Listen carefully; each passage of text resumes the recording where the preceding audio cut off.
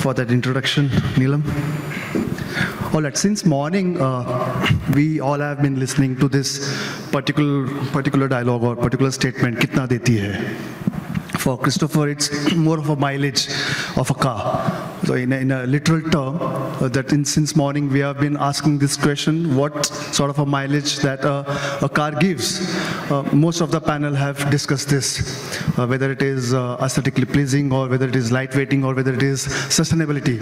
But however, all this people should understand this kitna deti hai term is all because of what the R&D do. Unless and until there is R&D, there will be no kitna deti or kitna leti hai. Right? If you all agree with this? I don't hear you all. You hope you have a good lunch. You all agree with this? Okay. Now, when before the beginning of this session, me and Christopher had a very brief chat about comparison of R&D between international market and in Indian market. And I personally believe, and you must be also believe, there's a vast difference of how R&D perceived in international markets and how R&D perceived in Indian market. So let me start with you, Christopher. What sort of difference that you see? You have worked in international market. You are now here in India for the last 5 years. How do you differentiate this R&D game in both the markets? Is it a tough question? No. Yeah, so good afternoon, everybody. So Chris Marsh, I've been in India for the last 5.5 years. Recently joined Continental 5 months ago from Jaguar Land Rover, which is a premium automotive car manufacturer in the UK. With respect to answer the question, what's the difference between R&D? I would say that there's no difference. Modi, as you mentioned, coined the slogan, made in India. Right. Well, in my experience in the last 5.5 years, India has advanced to the point where that slogan is now obsolete, I would say, because I would coin the phrase engineered in India. In my experience, a lot of the products and technologies isn't just made in India, it's developed in India. Right. And it's engineered in India. A lot of the core competencies, a lot of the tier ones have their center of excellence here in India, whether it's in Bangalore, Chennai, or the Detroit of manufacturing automotive here in Pune. I wouldn't say there's a huge difference with respect to the actual quality of the product that you get. One of the other differences I would probably add is the perceived quality, the haptics and the touch and feel that you get with premium car makers in Europe is very different to the standards that you would expect and you get here in region. So when I mention the perceived quality, it's the touch, the look, the design aspect that car gives you. Now, if you just focus on interiors, the second most important design aspect from a vehicle is the interior. When a consumer and a customer chooses a car, they look at the exterior, irrespective of the make or model. But when they open the car door, the first thing they look at is the interior. They're greeted by the seat, and it's aesthetically pleasing. So within the interior of a car, it's comfort driven because you're sat in it. It's safety critical, so you'll need a seat belt. But the passenger who's in the car faces forward, he doesn't look at the seat. And I think India is slowly getting there with the design and the designers. They are following a trend. The market is evolving in the region, and people have discussed about price sensitivity. Now, every region in the world, whether it's the US market, European market, is price sensitive. India isn't alone in that pool. The Asian market, the China market, every market is price sensitive. And the perception of this, it does need to change, and with respects to the balance between sustainability, quality and cost, I'll just end by saying that the philosophy should be the 3 Ps: people, planet, and profit. So. All right. Uday, he talked about process management. So my point is, over the years, has this process or processes been bowed down to the Indian market from the Western countries? Because you have been traveling, you travel a lot, and you also seen international market. You have been to many, automotive components or automotive OEMs manufacturing plants. So I have seen your pictures too. So do you also see there is a process driven, but we have taken the cue from the Western market or European market? I think first of all, I love it. I think, Chris, I need to get you on Team Modi for the next election. I think you're right. I love that. Engineered in India, because I think this manufactured in India is a bit an old school slogan. So definitely I need to, when I get back to Delhi, I'll definitely connect you to Team Modi to get you on that advisory council. But to answer the question, really, I think, I think this European, US, India, ASEAN, China, I think absolutely right. What Chris said, again, I agree with him. I couldn't agree with him more. Price sensitivity is everywhere. Now, the price sensitivity for Europe might be different from price sensitivity here, but the processes, look, I think we don't need to make in India doesn't mean, or engineered in India doesn't mean we don't learn from the experiences, the successes, or the failures in Europe, right?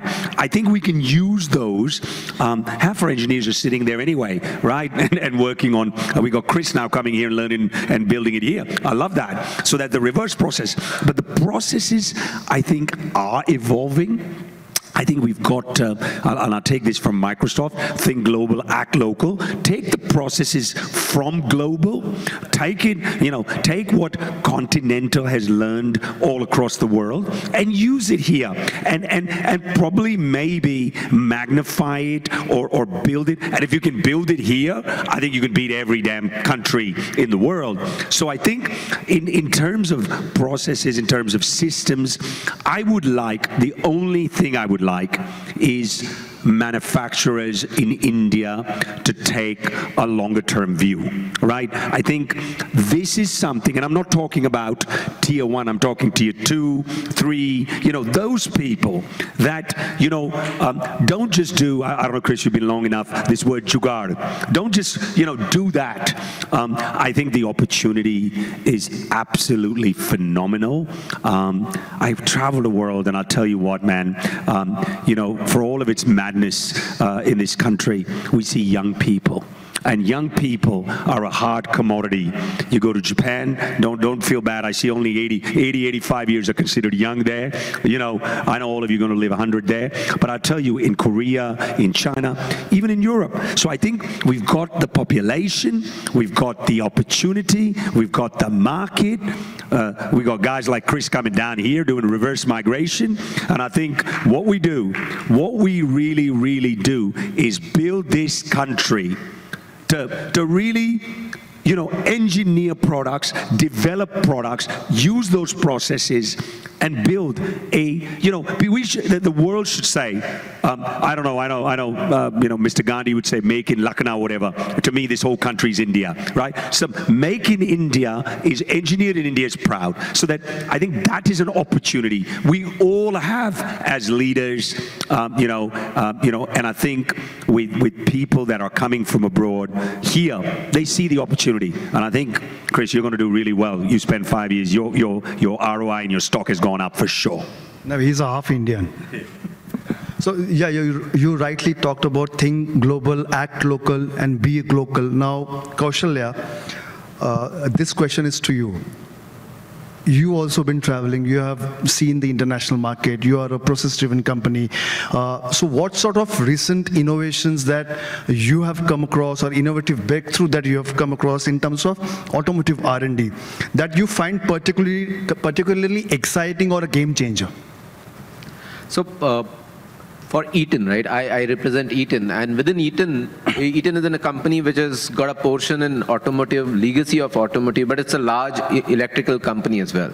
And that blends us together very well. When the EV drive is happening in the overall market, there's a knowledge of electrical that is missing in automotive, and there's an automotive knowledge which is missing in electrical. And we've been able to blend that together. And one particular product, which is actually an IP product and a game-changing product, is getting a contactor logic, which is more electrical. The MCCBs have it, which wasn't there in automotive ever, right? That logic into an automotive fuse is something that Eaton has been able to do. So we've got a resettable fuse now. Okay, where you don't have to the fuse, if it, in a normal automotive vehicle, it burns out, you got to replace it. Here it will set itself right once the condition is reset. Okay, so that comes because of the innovation. And going back to what he said, or even what Chris said, right? The engineers who design this, it's becoming very agnostic to the region they are in. So India has today 2,000, 3,000 people working on global engineering platforms. Okay, and the advantage that I get as a sales guy, the advantage that I get is I've got an engineering team backing me up for technology. When I go to OEMs in India, whether it is international OEMs in India, whether it is Indian OEMs in India, I can talk about a technology which within India is matured. I've got people who can back me up over there because they've seen it for an international customer outside of India. They've been driving it from here. The process is the same. It's just the time lag that we were working on, but that time lag is also kind of shrinking. So when I go back to the innovation thing, I think we call it Brechter, which is the resettable fuse. That's one big thing that came up as a technology, because with EV, what's going to be more important is going to be efficiency. The battery life has got to be efficiently used. And second and more important, I would say, is safety, right? Because we all will be sitting on a battery. So from that perspective, I think those two aspects, if any company is able to bring together, that's going to be a game changer. I'm going to pose this question to all of you, and this is very inquisitive question that I have. I've been very inquisitive about this. You know, one of the heaviest part in the automotive or a car is the engine. I feel so. Heaviest part is engine. Right. Correct me if I'm wrong. So, do we see R&D or research and development bringing down the weight of the engine down, making it more lighter, making it more safer, and making more efficient, and which gives more mileage? The question that everyone asking, kitna deti hai? Okay, so before I answer that question, I love what Uday mentioned about European companies bringing their technology to the region, and that's exactly what Continental do. The product that we make that comes out of my factory, it's the same recipe, the same product to the same quality that we make in Europe, in America, and in China. It's exactly the same. And to answer your question around the engine weight, so my experience with engines, they're shrinking in size. They're going from your traditional V6, a 4-cylinder. The technology within the vehicle and the powertrain is moving towards you can get a 3-cylinder engine with a turbo, and you can still get the same amount of power, and that reduces the emissions. Talking on batteries, because the battery is the single biggest weight in the vehicle, and there is a lot of pressure at the OEM to reduce all aspects of the car, and what that means is certain OEMs are then having to remove features from their vehicle to reduce the weight. So every single gram counts, and certain features in certain cars will be removed. Certain additional extras, for instance, in a premium car, you would remove the 10-inch screen, or they'll remove certain content to produce the weight down. Because once a vehicle gets to a certain weight, it then goes into a different category from a passenger vehicle to a CV vehicle. But weight reduction, as people have discussed, is so critical. And there's a few numbers and data that's been already expressed, but the data that I've came across, every 10% that a vehicle is reduced in weight equates to at least 5 to 6% in terms of its range. So if you just digest that, every 10% that the vehicle is reduced gives a further 5 to 6% mileage. So. You want to go first? Sure. I don't know, I want to live in a world, in my younger days, used to be a big, spent in the United States, and I'm a big fan of Martin Luther King, and, his famous speech of, I have a dream, and Chris, I know you're going to hate me on this, and all of you boys and girls here who are in the ice game, I have a dream that we have no engines. We have 0 engines in this country. We have EVs, hydrogen, other technology where, Chris, your kids and all of your kids live. I live in Delhi, and the AQI last week was over 900. I don't want to live in a country like that. I want a country for our future. So please, I would like all of you. So you want an engine-free country? I want an engine-free country. I know it's a long. Really gonna happen? I think it's going to be hard for me to get out of here later at night. So I think after this thing I should skip very quick. But I'll tell you, I think engines are going to be there, but I think 5 years or 10 years down the road, I think we're going to see lot smaller size, but a lot more. But if it's up to me, man, I want to get rid of all of them engines, and I want everything green. Maybe I'm a tree hugger, but that's what I dream. So I won't say much because I don't want to get hammered by a lot of Pune-based companies who are working in this space. I hope your dream comes true. Kaushalya. That's true. Thanks. So, see, the way I look at it, right, you're talking about sustainability, you're talking about efficiency. It comes through 3 different aspects, okay? And I come from a commercial current role, I look at the commercial vehicle industry more closely. The 3 aspects is, one is going to be the application. So in an application, if you have a low power to weight ratio, right, if your engine size is low and you're carrying more load, your truck is going slow, you are inefficient. You put a bigger engine over there, you're going faster, you're doing better trips, your fuel economy is better, everything is better. Second point he mentioned, you do a better power dense engine. So your power density goes up with the same reciprocation of your crankshaft or the conrod, you're getting more power. You do it with a GDI engine, or you do it with a turbocharger, supercharger, whatever you do it, but you can generate more power.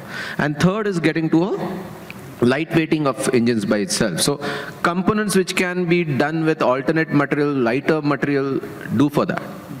And in some cases, this is actually the 3 trends that I've seen in the commercial vehicle industry, where the size is going down, the effectiveness is going up. Because if you really go by that word, that the sizes are becoming compact, in the commercial vehicle industry, you're actually going at the other side. Right. The engines are becoming bigger. But it's not really adverse to the industry or to the environment, because you're making faster trips. The number of the trucks on the road are going to go down eventually. That's going to be more efficient. Now, I'm going to pose this question to all of you.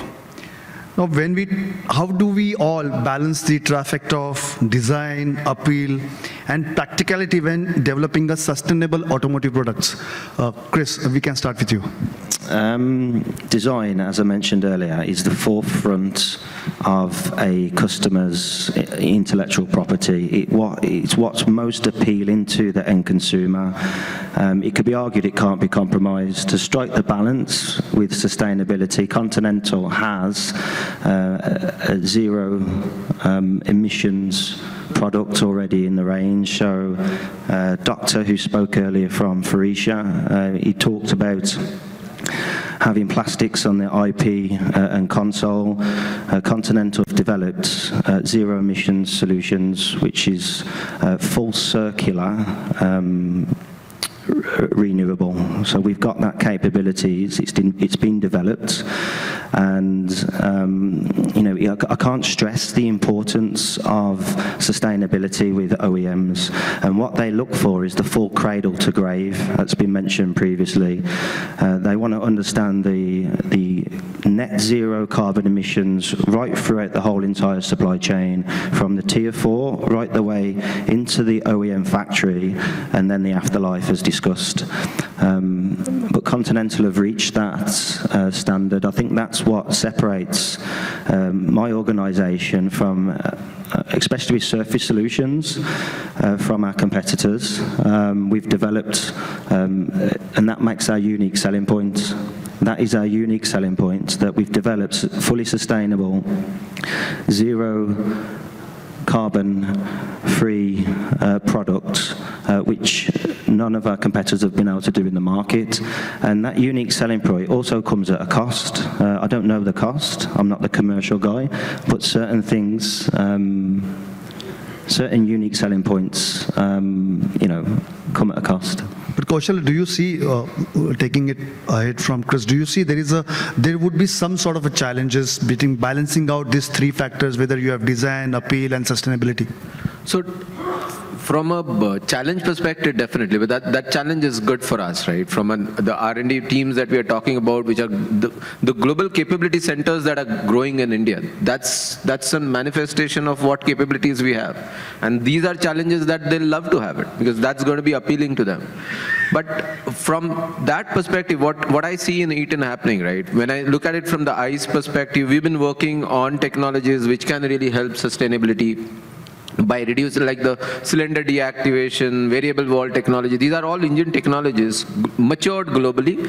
Now looking at it, whether this gets adopted in India as well, where you can reduce the NOx, you can reduce CO2, those things can come along. Okay. At the same time, and I go back to what Sandeep mentioned in the previous panel, that you can actually be more efficient in the current technology by reducing the wastages as well. And when I look at it from an EV perspective, we are into bus bars as well globally, into power connections. So bus bars has got a lot of copper. It's almost copper or aluminium, right? So if you are able to do a better design of a bus bar, your content of copper is going to go down. And if you look at it from the cradle to grave, what he mentioned, you're actually mining those that much less copper. So in a way, you are making it more sustainable. So those aspects are coming in. I think that's how you'll have to drive it, not just looking at it just from the product perspective or the end user, which is more apparent. Uday, I'm going to pose a different question to you. When we talk about R&D, collaborative advancement makes an important aspect of any research and development. So how critical is collaboration among automotive companies, research institutions, and government bodies in fostering innovations? It's absolutely the most important thing. I think the world where all the big three, even in the United States or in Europe, working separately. You're seeing everybody collaborating with everybody. At least at OSM, I've collaborated on the powertrain with the Koreans, on the battery with the Americans. We are working, I think OSM has been built right from day one with international alliances with, I won't use make in India, engineered in India. I'm going to steal that from you. I'll get it patented also, and I'll take that. My point is that an alliance locally and nationally. See, this is, for me, this is it's an Ironman. It's not even a marathon, all right? We've got to be, we just started, movie to abhi shuru bhi nahi, the trailer hai. The movie hasn't started, it's just the trailer. So I think the business, the opportunity, I'm not talking about India because I have Indian ethnicity. I'm talking about India because the opportunity is here. And that can be done with an alliance. That's why I say, I'm a little non-friendly towards the Chinese, but don't take me. I have nothing personal. But I think alliances with Europe, alliances with the United States, alliances with Taiwan, Japan, Korea. I think that every one of you. I think we don't need to reinvent a lot of things. Continental is doing a lot of things, and I think alliances. And I specifically feel in the EV space. in the hydrogen space. We've aligned with somebody in France just now on hydrogen. Hopefully in January or February, I'll be able to do, maybe earlier at the Le Mans track, I might be able to show you something from India doing 400 kilometers on a single charge on a hydrogen, the first of a kind. This is something that I'm working on. So alliances to me, for everyone, that is, see, technology is moving so fast. Nobody has all the money. Now, yeah, maybe Tata does, and, maybe some of the other big boys and girls have, but not everybody. And battery tech is changing so fast. On the powertrains, things are changing so fast. I looked at, when we started this journey, I'll give you an example. We looked at fixed, then we looked at fast charging. We went from 45-minute to 15 to now 5-minute. I don't know what's going to be next, but there are so many technologies, and so aligning forces, working together. I think there's a long. It's like a ultra marathon, right? There's a long way to go to win. Let's work together like the Kenyans. We run 25, 30 kilometers together, and then the last, whoever wants to win the medal, we'll let Chris win the medal or anybody else win the medal. But I think in that, one thing will win, and India will win. And in India winning is a win for me, 100%. I'm not standing for any political office, so please. Christopher, your take on collaboration. No, you are a living example of collaboration in India. So the thoughts from your day. It reminds me of a story when my previous organisation, Jaguar Land Rover, and I've got some friends in the audience, when they was developing the interior of a car, the mobile phone generation was going from iPhone 1 with a certain docking station, and by the time the vehicle was produced, the iPhone was on iPhone number 3 with a different docking station. And then when the vehicle interior tried to catch up with it, we caught up with the old school jack, correct? And collaboration, as an example, is fundamental and it's critical. And there isn't a supply chain; it's a supply network. And I've worked at the Tier 1, the OEM, and now I'm at the grassroots. And the perception that I have of it is that we're all in it together, irrespective what's on your name tag. You're there to support the value chain and there to support the end consumer. And yeah, that's all I've got to add on that. We have to work collaboratively. We have to work together as one. And I think Continental will win the race. Your take, Kaushalya. I think both of them mentioned it, and it's absolutely clear that collaborations is the way to go. It reduces your risk, it builds your competencies, it makes it faster for you, your speed to market is going to be better, and eventually you're going to come up with a more evolved product faster. So, and Eaton has been doing it pretty well. Whether it is EVs, whether it is ICE, we've been collaborating with research institutes in the US as well. So, particularly with the EV vehicles and the larger ones where you need a particular gearbox over there, the noise becomes a challenge. And a regular ICE vehicle, engine makes a lot of noise to doff whatever the transmission is going to make, right? So you don't basically get to hear that. But when it comes to ICE, the engine goes out, EV, the engine goes out and transmission gets exposed. So you have to do a lot of work around it to bring the noise levels down. And we actually worked in the US with the Southwest Research Institute over there to see how we could bring this down. And it really helped us get to that level. We don't have any such institution in India.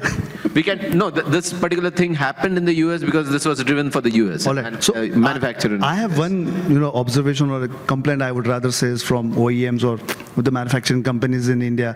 The spending on R&Ds. I know it's out of syllabus questions that I'm going to ask you. So Uday, what's your take on the spending of R&D, which we see very minimal vis-a-vis the other international? And I'm spending every last dollar of my money. I'm spending so much money on R&D.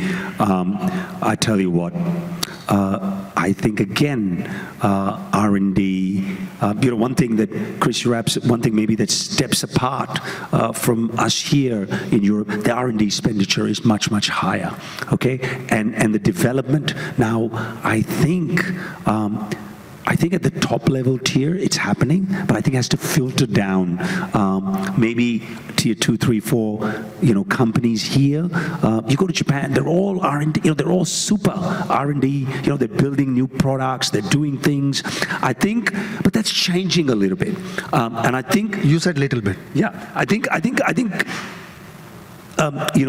I would say the startup culture is pushing this a lot more. But I think for me, at OSM, if I don't do R&D, I'm done. I'm a dead man walking, right? Because the big boys and girls are in this party, and if I don't come up, I'm thinking every day, how do I beat the big boys and girls in this game who have been here for a long time? And I think the only way is by the time these boys and girls are making one product, I got to make 5. And that's the only way I'm going to be able to continually beat them, right? Yeah, because by the time the paper from a Jaguar Land Rover moves from here to here, it takes time. But hopefully from here to here, I'm doing it much, much faster. That has to happen if we want to develop that. So for me, R&D is everything, I think, and especially in the new technology, in the new world. I'm thinking next step, what next from hydrogen? How do we build products, more efficient? And high R&D and technology doesn't mean higher cost. Apple's shown that to us, and many other companies have shown that to us. Correct. And even Sandeep had said the same. The R&D does not mean higher cost. Christopher, what's your take on it? Spendings on R&D. How do you see the differentiation that, vis-a-vis the international market in India? I think I touched upon it earlier. There's so many R&D hubs in India, and I'll go back to the phrase I mentioned, engineered in India. All the major OEMs, the major tier ones, have their engineering centre of excellence right. Either in Bangalore, Chennai or Pune. With respect to the spend, it's difficult for me to comment. What I can say is that Continental's engineering centres over in Germany, it's in Hanover, in the capital, and they spend a fortune on the development. They've got this incredible laboratory that tests the product over and over, all different aspects of elongation, durability, UV, etc. And R&D within the supply chain, it's critical because the demand from the OEM is so high, and the expectations from the customer with respect to warranty is, if you pay for a product, you want it to last, and you don't want it to devalue in quality before its warranty period. So R&D is always at the forefront of an OEM's business, essentially. So, as an example, if there's a recession or a cost cutting, the R&D is always protected. It's the last area that's ever impacted, because R&D is always the forefront in the development, irrespective of the OEM. So. Right. So from an R&D perspective, to what he mentioned, right? So there is a difference in tier 2, tier 3. I think what Uday mentioned, I see the percentage is small. But I go back to what I said. While the Europe has a more than 5%, 6%, 7% kind of a range of R&D spend to the sales. The Americans would be somewhere around 3 to 4%. Indian OEMs are doing good. Okay, some OEMs are really doing good on the percentages. But what I see is, even if, say for example, Eaton has a particular spend of R&D, it may see happening in the US, it's getting spent in India, but the money is getting spent in India. The GCC is in India. The engineers are in India. They are doing the work, right? So that's all coming into India. So I feel really proud today that we've got 6 global innovation centers. The India one really leads. We've got a large lab outside of the US. That's the big lab that we've got. We've got it in Magarpata, not anywhere else, right? That's the great part of looking at it, that the R&D spend, while it is small, it's happening in India. Tier 2, tier 3, as you mentioned, have to catch up. I will add one final point. One of the major advantages that we have here in India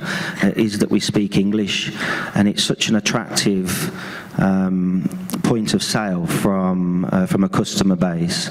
You've got a pool of resource, highly trained, highly intellectual individuals who come from IIT colleges and universities, some of the most brilliant minds on the planet. You've got the capabilities with the brain power and the manpower, and the benefit of being able to speak an international language. It draws so much business from all European, German, UK car makers and OEMs to the region. So India is very much becoming the centre of excellence. So when it comes to buying a product, consumer is a king. At the end of the day, buyers are the king. And Chris rightly talked about consumer-centric innovation. So how do we all balance out the need for technological advancement with the expectations and the demands from the consumer? I think customer responsiveness, customer demands. In Europe and America, I spent my younger days in the United States, the choices were so big. You go get a coffee or you go get, any kind of fruit or food. There are so many choices. We didn't have that here. Yeah? Now, Indian consumers really, and I'll be honest with you, right? Sava so crore bhai behan. I'm working on my Hindi, guys, so I'm continually trying to work on it. Sava so crore bhai, the 1.5 billion people don't live in the cities. They live in rural tier 2, 3, 4. And until we go down there and understand the consumer, and I'll tell you, I spend a lot of time, sometimes I'm wearing a lungi in South India, sometimes I'm in rural Gujarat, or somewhere out there in Pondicherry, or the other day I was in UP somewhere. I'll tell you, it seemed to me like another world. With some of the people, there were too many guns there. I thought, what the hell am I here? But what I was going to say is that the customer education, the customer expectations with this, everything has changed. Even rural India understands. Now, I want to say one thing, especially in my space, some of the big startups raised a lot of money, have not built safe products, right? And to talk about the customer has done this wrong or that. I always see all of my brothers and sisters in the EV business, they blame the customer. Uski galti hai, his fault, not mine, right? That's the wrong attitude. But I will tell you, the customer perception, the customer demand in tier 2, 3, 4 cities. I was in Morbi, Gujarat. I didn't even know about a place called Morbi in my life, maybe before I went and opened up a touch point.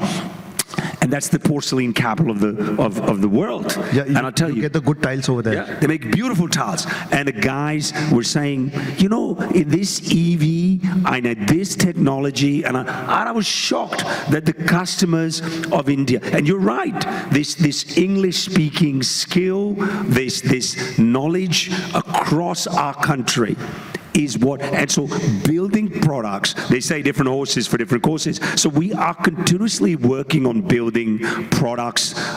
We built a product now in a two-wheeler where 6 people can sit, they can carry the load, they go in the road conditions are pretty different from the UK or from Italy, as you very well know, Chris. But I think understanding customer demand, right.